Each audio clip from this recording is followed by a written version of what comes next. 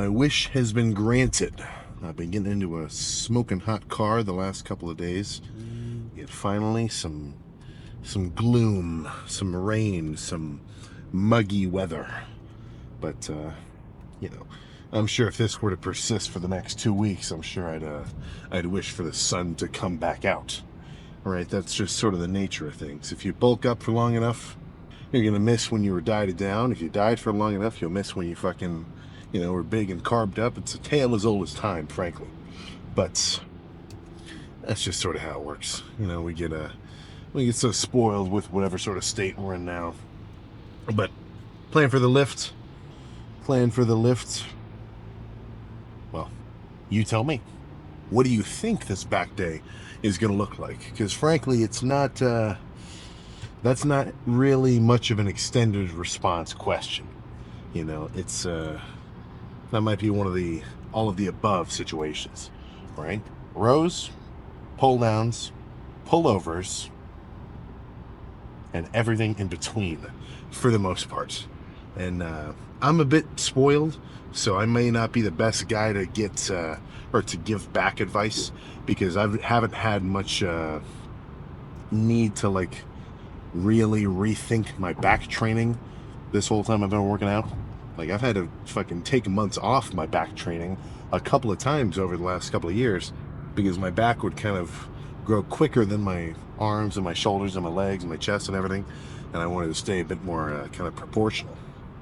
But at least in my experience, if I'm pretty strong, and at the end of all my lifts I'm really pumped up after doing pretty much most of the sets as hard as I can go, and by that I mean pretty much failure. That's a pretty conducive estimate of your maximum effort. But I'm not talking like a 10 rep max on pull down. I do think having some heavier sets in your back days is definitely going to be beneficial for you. But even just the lightweight squeezing, do some tempo reps, do a second hold, and then a slow release all the way to the top to the stretch position. I mean, however you go about it, I think that's going to be fine, right? But no matter what sort of set it ends up being, make sure you go fucking nuts. That's sort of the key. And I really can't overstate, I don't think there's any sort of magic answer or workout specifically written which is the best thing ever for your back. I mean, I could I've been saying this a lot. I need to get a little dice, right, where it says on one side of it light squeezing, on the other side heavy, well, just heavy, right? Maybe moderate pause reps, and then over the course of the workout, before every set, no matter what movement it is, roll it and then see what happens.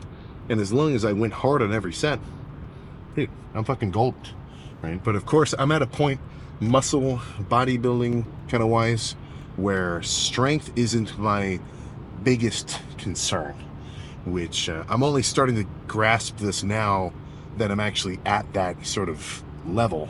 But when you're a beginner lifter, I'm talking 160 pounder up to even a lean 200 pounder, your strength and your size are very direct. The bigger you get, the stronger you're going to get.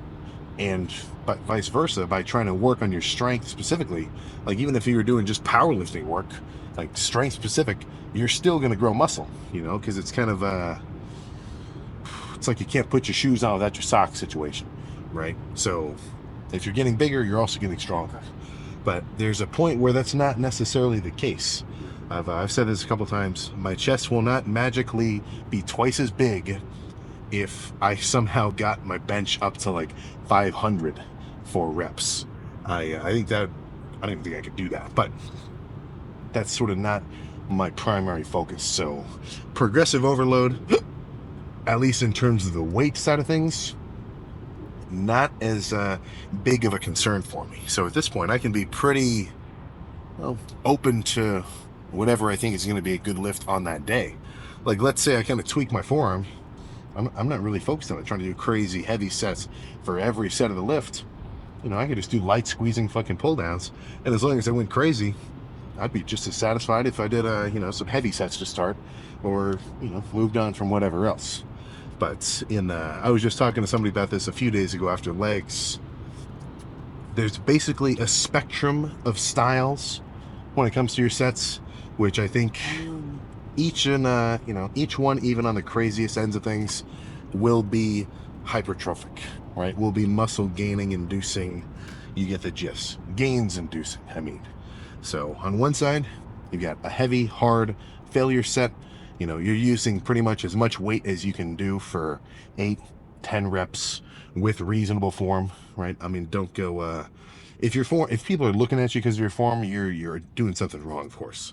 And then on the other side of that is a lightweight, which you could do even upwards of probably 30 is about the max. I mean, you're not going to catch me do a 30 rep set of bench, but on leg extensions, especially when I'm doing my kind of alternating, like 5 reps, 5 reps, 5 reps.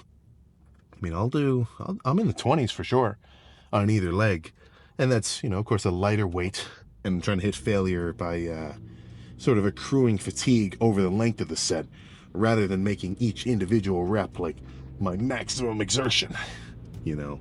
But all that's to say, maybe don't totally freak about, making sure your workout is written out exactly perfectly and everything else. Because as long as you know you're going hard and you're not lying to yourself, gains will simply come, right? But a little more to that. Your diet, your hydration, your sleep has to be on point. But assuming you're fucking actually training hard because you want gains, that should be included in your training, right? I mean,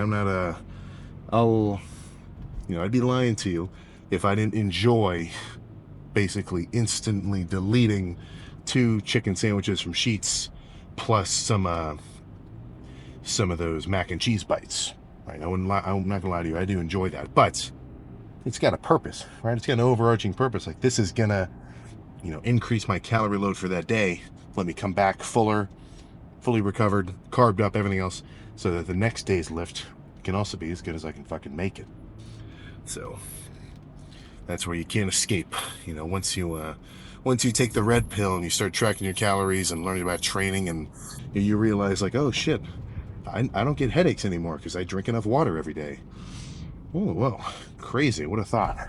I don't get any calf cramps anymore because I'm taking enough electrolyte sort of like powders and stuff every day, so I'm fully I'm actually fully hydrated. Whoa, this is crazy. It's once you open that can of worms, it's open, there's no closing it. But don't make that sound like a bad thing. I'm just saying that's sort of what I've found. So if you know somebody who's a little bit off put, they're like, well, I don't want to have to count all my food and everything else. Well, guess what? I guess you don't want to count your weight on the scale going up because you don't want to build muscle. That's just sort of the way it works. If you can get everything in line, you'll be all right. But now I'm just rambling. Plan for back, you know the deal. Pulls, pull downs, rows, pullovers. At the end, do a crazy lat spread. Then we come back and get into some other enthralling conversation. 4 plates on this thing was too heavy. 3 is just right, because I can actually seriously squeeze at the bottom. So let's go nuts with it.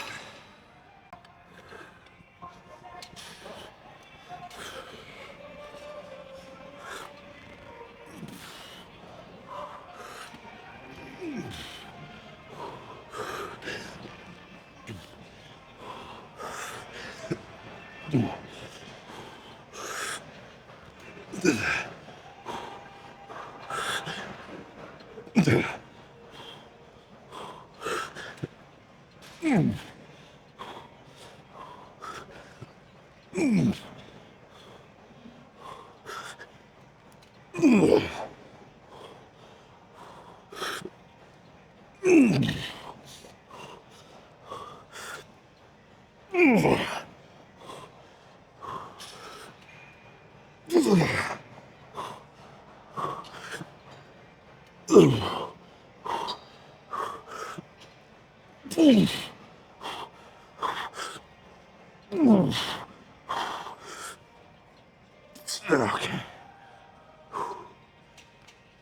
few more.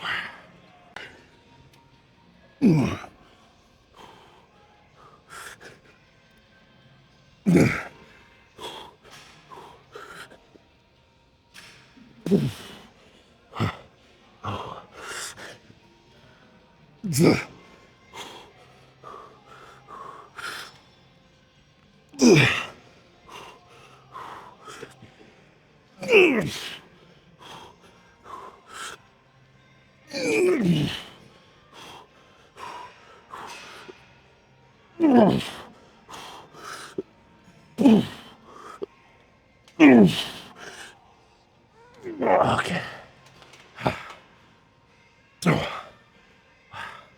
One more. Maybe two.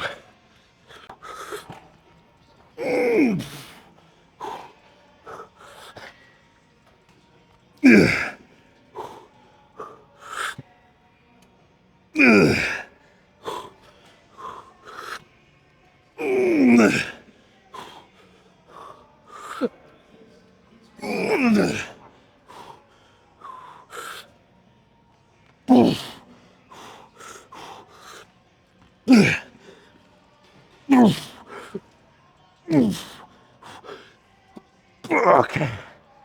Holy shit. Yeah, one more. One more.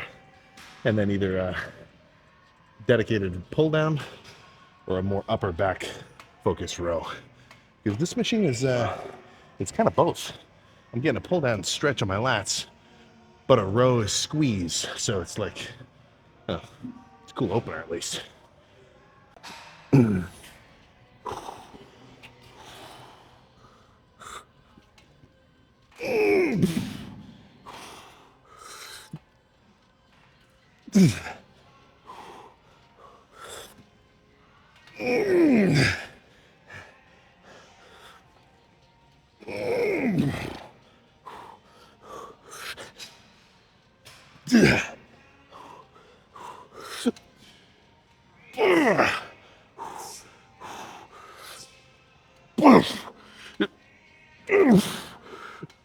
Okay.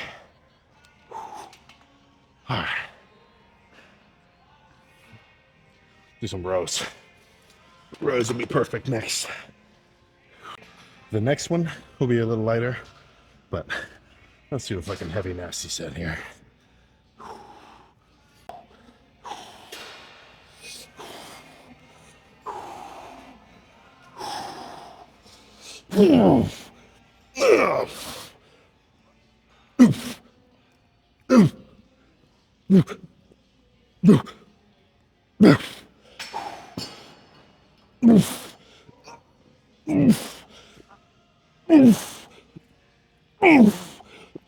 Oh my god. Oh. Oh. All right. Let's lose just one plate to be okay. And then do squeezing reps for the next one. But with something like this, there's something to be said about just maximum fucking muscular tension by throwing some shit around. Not for every set, but within moderation, I like it.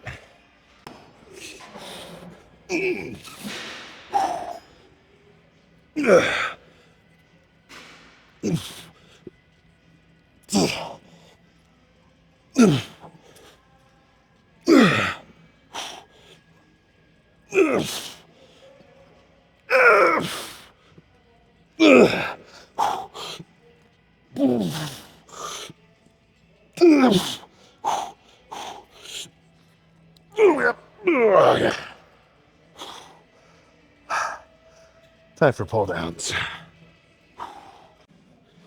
This has actually been a pretty staple starting movement for me for a while. I've kind of leaned away from it. You know, I don't have like specifically written out workouts, but I do have patterns I end up repeating every so often. Like for a while, I'll do only incline dumbbell. Right now, I've been kind of on a Smith machine / dumbbell kick, but like, you know, not much barbell. But usually I run into the issue of this not being enough weight. But since I've already done 5 heavy sets Dude, my lats are thrashed. The stack is enough. So single arm pull downs, moderate tempo. You know, I'm not going to do a full second hold, but you know, I'm not going to just throw it around either. Kind of a mix. But after 2 of these, I think that'll be the end of it. But if I think I've got more blood to be pumped, I'll just add another set of something. Left side first.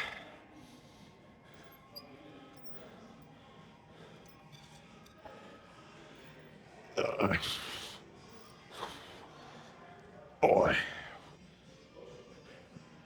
Oh. Oh.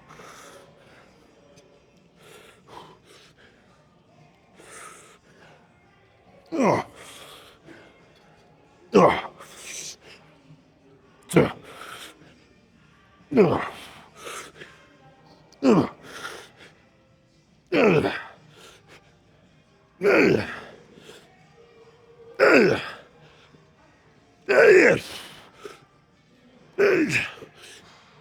Oh, yeah, okay.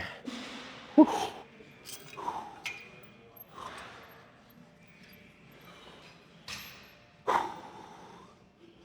Yeah, man.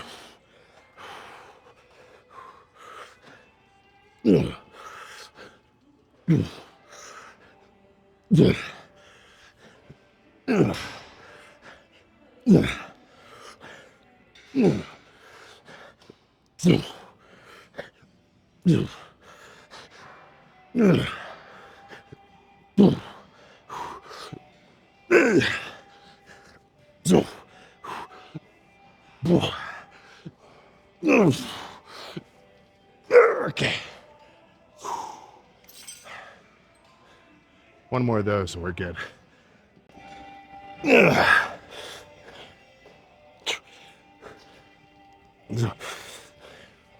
No.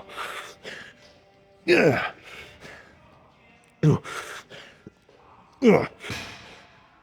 Okay.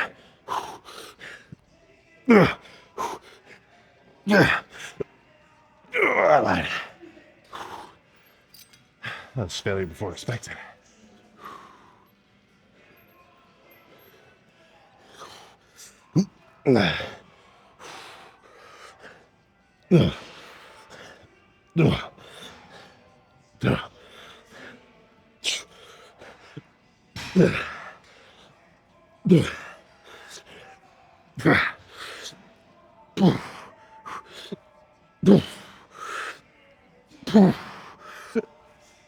Okay. All right. You know what it's time for. Okay, so that was... Oh yeah. Machine, machine, machine. T-bar, T-bar. Single arm cable row. 7 sets total. That is about right. Plus, you can't feel how those pull downs felt for me at the end. Frankly, I think it's an equally good and terrifying thought to imagine a future where when you watch these videos, you could have your Neuralink let you like feel exactly how it feels when I do these sets.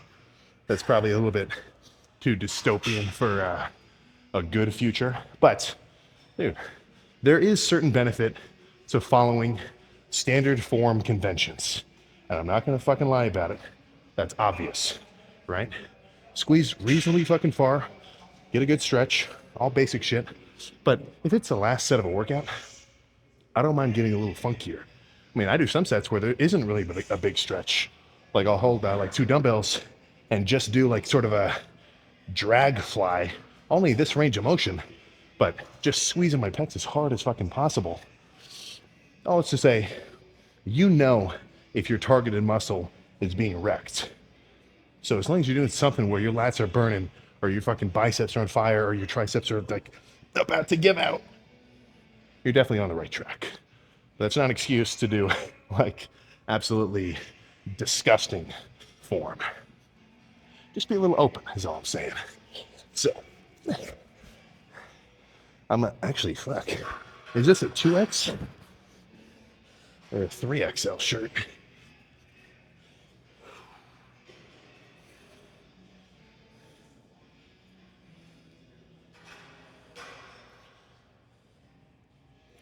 too old to tell. But either way, I need to get some more plain fucking shirts because my closet is getting empty, at least in terms of the clothes that I actually want to wear. Because I don't want to roll up in like a skin tight fucking tee. It's just not my look.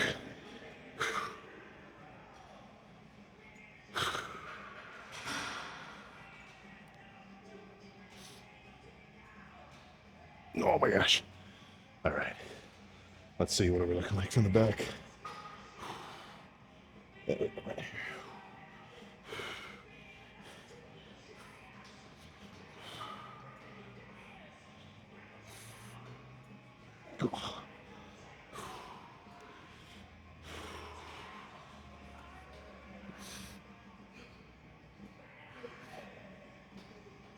Oh, holy shit. All right. Back totally thrashed. Honestly, I can't even like I'm not getting to the point where doors is an issue, but I'm not joking. My arms don't really go any closer than this. Getting a little bit broad at 270. But before we know it, I'm gonna be posing down and saying, holy crap, 285 this morning. Whoa. It'll feel like the blink of a fucking eye. So I gotta make sure to enjoy this 270 time while it lasts. Well, let's get in the car. Back pumped. I'm starting to seriously consider bringing a spare shirt so I don't have to get into the car sweaty. I'm starting to consider that to be a good move. Because usually after I've done some post-workout chatting, I've kind of just air dried, but not so much today with the double ply, because I got the pump. What would you call it? You got the pump cover. What would you call the tank? Well, let's just stick with the tank. But I've been seeing a lot of fraudulent characters on my TikToks and Instagram reels, particularly relating to calorie intake. You know, guys where they're making updates like, dude, I had 5,000 calories these last few weeks, bro. Putting in that work. I'm putting in that work, brother, man. 5 calories this every day this last week. Yeah. And you're 160? Okay. You know what, man? I believe you. Keep going. Yeah, not so much. Not so certain. I mean, it's like who are you trying to fool? All right? You're not fooling anybody else because they can at least see the results that you're getting are not conducive with what you say that you're doing. It's as with a lot of things, I think most issues stem from simply just a lack of understanding and sometimes having an outside perspective. All right? Because things get a little tricky because, everything that you do is not only looked at from your own perspective as like something like, okay, I'm doing this and this is what's happening. We've got such a personal, emotional connection to it. So it's simple, but it kind of sucks. You can do so much right. You can do basically everything right and still not make very noticeable gains because you're missing a few key factors. Primarily, that's going to be calorie intake. That's a big one. Right? 2 guys can go to the gym every day, do similar workouts, even pretty intense, like good workouts. Like people would look at whatever they're doing and say, and be like, oh, okay, he's lifting. Yeah, he knows what he's doing. But if you're not really, not even, everybody just needs enough sleep and water to stay alive. All right, that's not something that's going to be off so bad that you suddenly croak. So for the most part, everybody is going to get enough sleep and enough hydration to keep walking around and lifting. All right, keeping that in the optimal range, of course, is going to be better. But for the most part, your body is going to tell you to do that enough where you'll at least be in like a reasonable range. But the real kicker is your fucking food intake. Like, you can take 2 exact same fucking dudes, and if one guy actually learns how to track his macros and eat in a surplus, he's going to dwarf the other guy in 2 years. if he just lifts, doesn't really focus on his intake, I mean, it's I'd go so far as to say the diet is more important than the training. Now, I'm not saying that they're both not crucial, but I could train as hard as I've been training the last fucking 3 years. But if I only ate 2,000 calories a day, I'd never break 180. Now, I'd probably be a pretty diced 180, right? If you work out hard for a while, you're going to make gains. You're going to be like muscularly developed. But if you want to just be bigger than you are right now, if your goal is muscle growth, not just muscle maintenance, you have to supply that. You have to put in that energy to get that result out.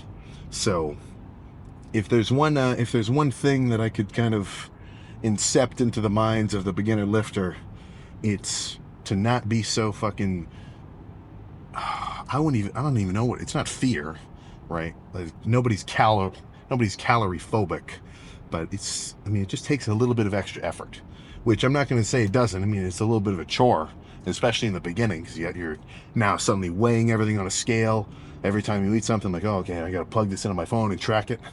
But after like a week, if you actually do it, it's just going to become a habit, and then it'll feel like nothing. But I'm not joking. I cannot overstate this. If you don't eat enough to support the training that you're doing, there's no chance you're going to make any substantial gains. So you could go to the gym for fucking 3 years straight, solid workouts, you're drinking your fucking electrolyte mix, you're being properly hydrated, whatever. But if your goal is muscle growth, then it's just not going to fucking happen to a point. Now, of course, main gaining for the first few years of working out, totally legit. So honestly, I guess I'm not even talking to the beginner lifter. I'm more so talking to the semi-intermediate lifter who has reached his first real plateau. Because if you take somebody, don't even tell them jack about like what to do diet-wise, but they actually worked out on the regular. I guess when I would imagine a beginner lifter, I was about to say like after school every day, but no matter what fucking age you are, if you throw in intensive weight training, at least, I mean, let's not even be too crazy here, at least 4 times a week, you could probably get away with some gains with 3 times a week, but I'd say that's a little bit further from the optimal state. But whatever, let's say 4. 4 times a week, hard lifts, you're actually pushing yourself, you're going to make gains without having to worry about anything else. But that state of kind of newbie gains, it doesn't last forever. I mean, unfortunately, right? I would love to not have to worry about anything diet related, or like feel like I'm in my second trimester from having a fucking big stomach after a huge meal. That'd be nice, but that's not the reality we live in. So you got to accept the fact that if you've been 180 for the last 2 years, but you've been working out every day, something's off. And not even 2 years, even on a month by month basis, if you're not making noticeable gains month to month, then that means something in your equation is out of whack, and you have to, well, before you can do anything, you have to determine what that is. So getting back to what I was saying earlier about how it's kind of tricky to make adjustments for yourself, I mean, nobody wants to take accountability for anything. And I'm not saying that in like a dogging way. It's like, right? We'd all rather have just some random excuse for why things aren't exactly going our way. It's just the fucking nature of it. So it's much easier to say, oh, well, fuck. Oh, dude, these guys, they just have better genetics, man. I'm I'm a hard gainer. Dude, I'm a hard gainer, man. I got a fast metabolism. Yeah, you gotta fucking fast track to spam and excuses, I say. Right? But that's not to say that you can't be a guy who eating a lot of food is tricky, right? I would say hard gainer is a roundabout way of just saying hard eater. So that's where if you can tell you haven't made any substantial weight gains, dude, food 9 times out of 10 is the answer. Now we can always improve our training, our condensed intensity of the lifts, right? By making sure we try to do every set as hard as we can. Make sure not to hurt yourself. There's a lot of things you can do to improve every other aspect. But when it comes to dieting, you won't suddenly start gaining pounds upon pounds of muscle if you just switch from I don't know, if you just switch from like tilapia to ground beef, or from just whatever, right? There's no food swap, which is suddenly going to induce a calorie surplus. It's simply more, which honestly is kind of nice. How many things in your life are such that, okay, I'm not getting the results I want, let's just do more, throw more at the table, and it'll work. Usually you got to kind of have to you got to weave, and you got to find out which the path. Well, I'm losing my train of thought there, but that's it. So if you know somebody where they say that they're bulking, but maybe they've gained a pound over the last 3 months, that should be a wake-up call. So it's just an unfortunate state of affairs, man. I mean, it's like I think about it like those commercials where it's a lawsuit. you know millions of lifters around the world are missing out on potential gains because they're not eating enough calories. They're not hitting their protein every day. For just well, I don't think there is an amount of money that could fix that issue. There is no $1 a month donation that's suddenly going to make everybody start actually hitting their calorie goals. But that's it, man. So when it comes to the eating, I've actually been getting like hyped up and kind of excited about it the same way that I do the actual training, because I know if I suddenly stopped eating enough food, I don't care how hard I was training, I'm not going to grow, because I'm not. Well, now I'm just going back and forth, say the same shit over again, but that just goes to show the fucking importance and simplicity of it. So anybody who's making gains knows it. Anybody who's not needs to kick their stomach in gear, start having a massive breakfast with like multiple packs of oatmeal. Even do fucking even just do some stereotypical classic shit. I mean, when I was there's pictures of me and as a 160 pounder with like a tall glass of just fucking raw eggs, because I was watching Rocky at the time, and it was really getting me amped up about it. I'm probably not gonna recommend that, just due to potential health risks. So that's not a recommendation. But I will say I've probably had easily 1,000 eggs raw and never ran into an issue. But maybe that's just because I'm an outlier. But that's all I gotta say there, man. It's and it just sucks. You can fucking buy all the pre-workout in the world, take all your creatine, your multivitamins, and look up all sorts of training videos. You can be decked out in the newest fucking gym shit, but if your calorie intake isn't there, then you're kind of, I mean, I don't want to say wasting your time, because just by going to the gym and working out, that's obviously got some pretty solid benefits. But if your actual goal is growth, and you're doing everything but what the real underlying issues problem or the real underlying issues answer is, then frankly I can't help you. But anybody that's really bulking, they know what I'm talking about. So when I talk about the struggle of having 1,500 calories at 10 o'clock at night and you're ready to go to bed, a portion of you guys actually understand it, because you've kind of lived through it. But if that's for somebody trying to really gain weight and kind of get bigger. For anybody who's happy as a camper being a lean 180 pounder, you did it, right? Just keep going, maintain that build, and build some muscle maturity. But I think that's enough of my calorie rant. I hope you pick up how fucking passionate I am about that, because it really can be fucking, well, let's just say lift changing. Maybe not exactly life changing.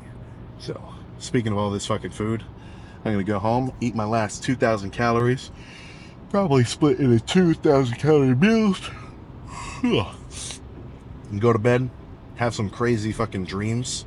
Every time I'm bulking up, I have the craziest dreams, because I'm pretty sure it's because I've got more carbs floating around in my system. So I've got more, more energy at my body's disposal. And that's what your brain runs off of, just tons of fucking glucose. So, I'll wake up and have oh man, and no more hype talk now, just telling you a little inside info. Like, I'll wake up and I had literally dreamt that I did the workout I was going to do that day. And sometimes that has actually kind of screwed me over because for a long time I couldn't get over the anxiety of squats. Like for me to go into a leg day, um, it was just about 2 years ago or so, and it's the same weight I've been doing. Like 5 plates or so is about my sweet spot, putting me at like 10 reps to failure ish. But for a long time, like I'd be nervous about the leg day days before it would even happen because that set of squats would really get me going. Goodness. So what would happen is I would dream that I did legs, and then I'd wake up and I'd kind of be like feeling the satisfaction, like, okay, legs is over. Oh, nice. But then I'd realize, like, oh shit, I still have to hit them. I haven't really had that problem as of late because I'm not so. I think I'm not giving legs the power that it must have thought it deserved in a way. You know, that's like some paranormal activity, right? If you're not afraid of a ghost, it can't fuck with you.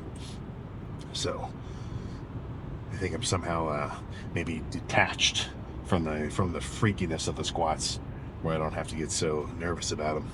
But enough rapping, enough yapping. I know you guys are fucking busy with everything you're doing, so I don't want to hold you up too much longer. So I will see you tomorrow for. Let's do arms and shoulders. Let's do an arms and shoulder day. There's a reason I haven't been doing shoulders, and that's because they're too big relative to the rest of me. But every now and again, they need to be pumped just as much as everybody else, or as all my other muscle groups. Jeez, I'm losing my mind. I'm treating my quads and my back like they're individual people. I'm out of here. Let me go eat my meals. So I'll see you tomorrow for that.